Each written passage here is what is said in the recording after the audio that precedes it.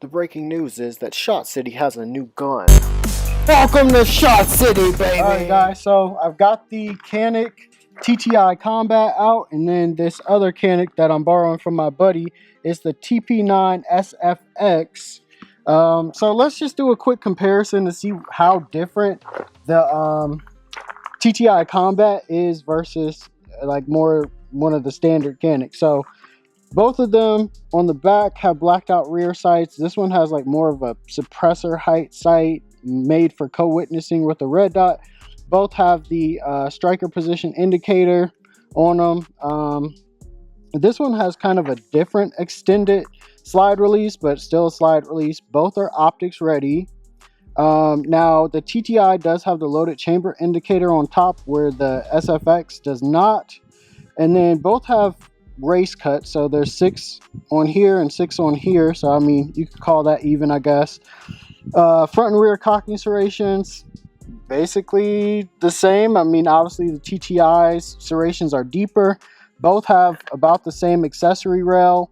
I do notice that the TTI has a deeper cut accessory rail, and then of course the compensator and the front sights. So the TTI has a longer front sight that's a fiber optic green, and then the SFX has the red fiber optic sight that's pretty short, but I would imagine that the longer ones bring in more light back to your eye. I don't know that for sure. That's just what I would imagine.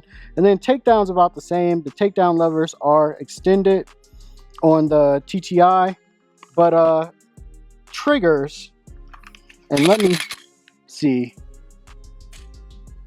So let's really get a look at that. So wall, little bit of take up, well actually quite a bit of take up, brake. And then we get to the TTI, wall, no take up, just a brake.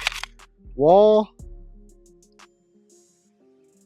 just like no take up, just a brake. So yeah, I mean, that's going to be the main difference, is that trigger, and then the flared magwell as well. So the SFX doesn't have a flared magwell where the TTI Combat does. So let's compare these shooting real quick. I'm going to shoot the TTI first. Try to knock down about half the targets with the TTI, and then go with the SFX after.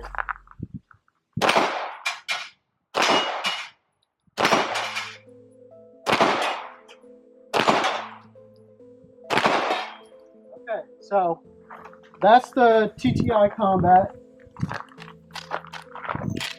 Now this is the SFX.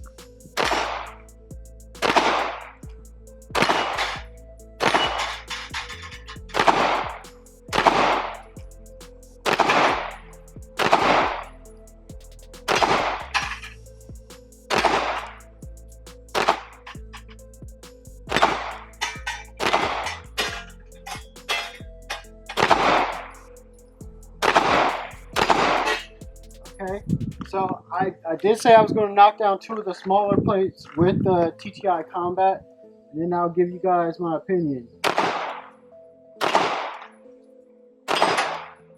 So I have been out here shooting the TTI Combat quite a bit today.